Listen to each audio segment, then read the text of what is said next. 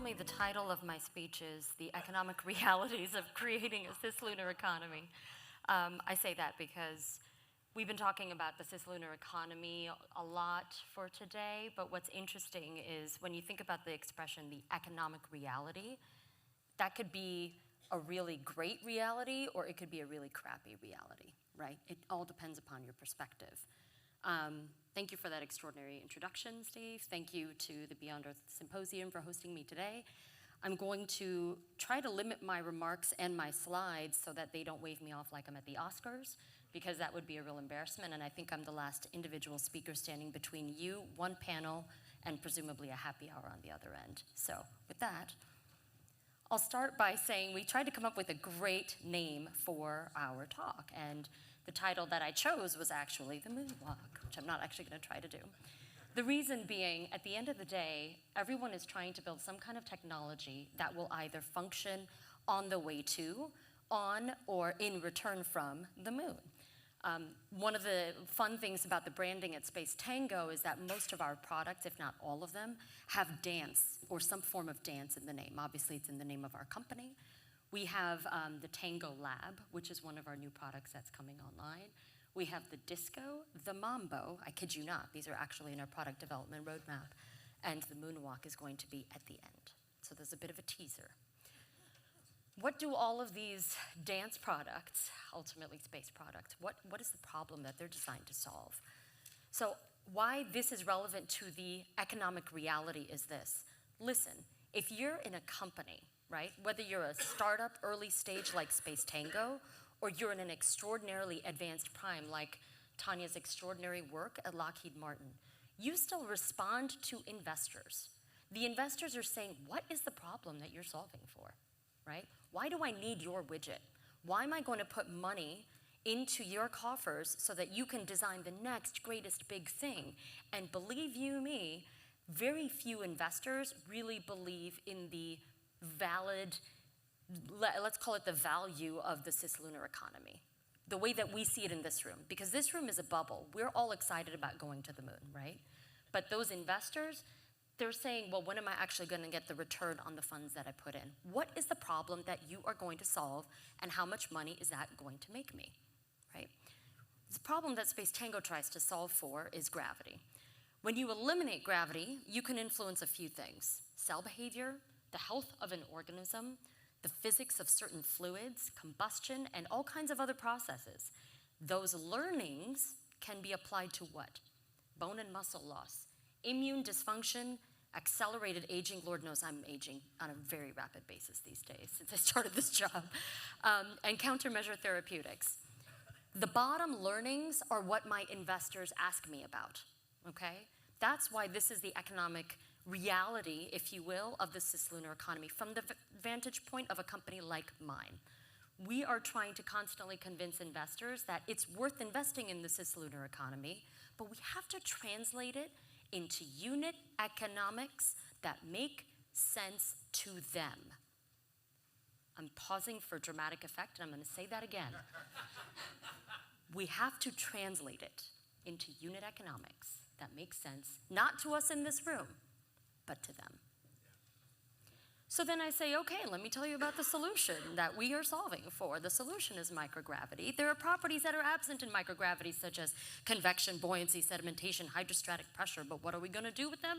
We are going to produce these products. The products are retinal implants. This is actually a great program that Space Tango has in partnership with Lambda Vision and NASA. Patient-specific stem cell manufacturing.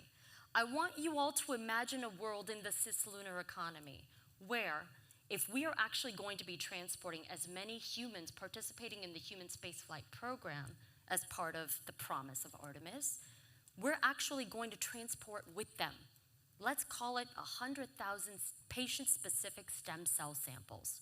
So all of us and all of our family members and our family's family members, each one of us has some kind of problem in our body. Mine tends to be that I don't sleep enough, but let's set that aside for the moment. When we have the simulation of rapid aging, which is what microgravity can solve, and this has been scientifically proven, those stem cell samples that go on that promise of human space exploration in the cislunar economy can yield incredibly meaningful information and data. That data can be specified to each member of us, our families' families, that can improve their health outcomes down the line. We talk about this like it's something conceptual, but it's not conceptual. And these, my friends, are the unit economics of the investors who want to invest in the cislunar economy. I'm very proud to say Space Tango is leading the way. So to that end, as I said, we have cube labs that house the experiment that will include the stem cell tissue sample and organ on chip.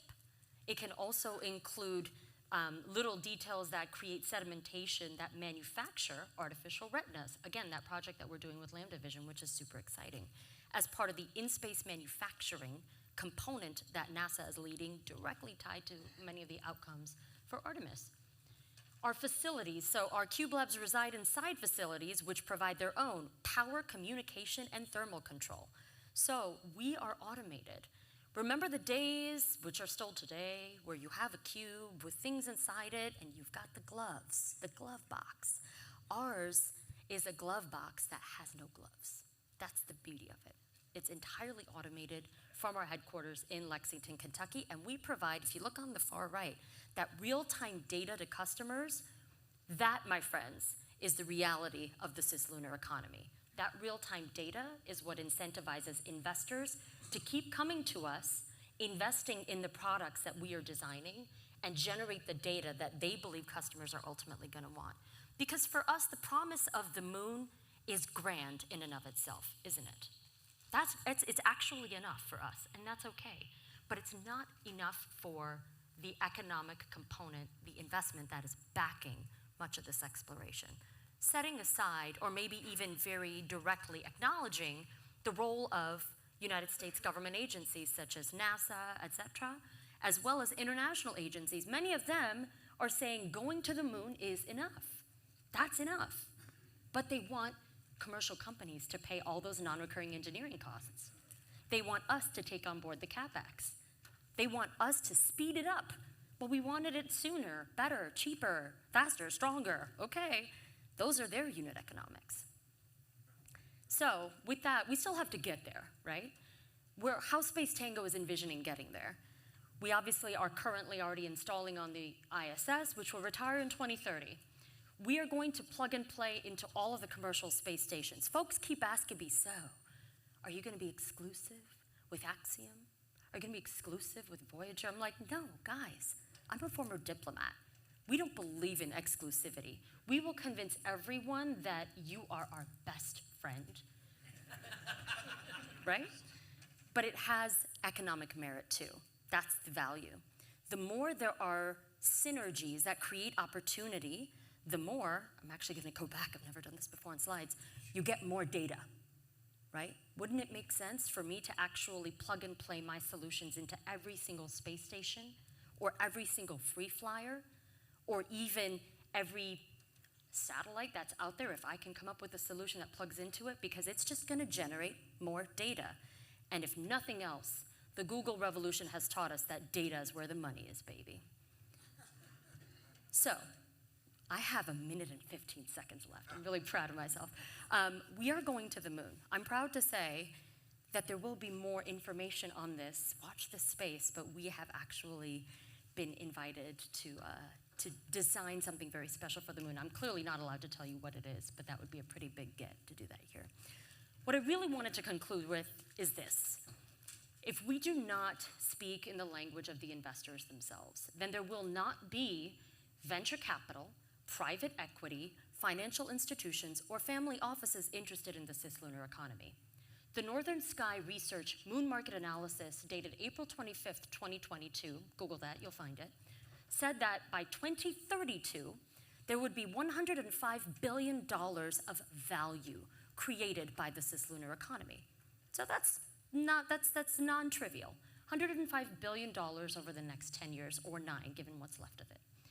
And of that, what does that actually translate into? Interestingly, very little of it actually is relevant to the technologies that we're leaving on the moon, which is much of what we've been talking about in this room, right? It goes there, maybe some of it stays there. that money is anchored much more against which box? The box of data, because that's where the money is. Thank you very much.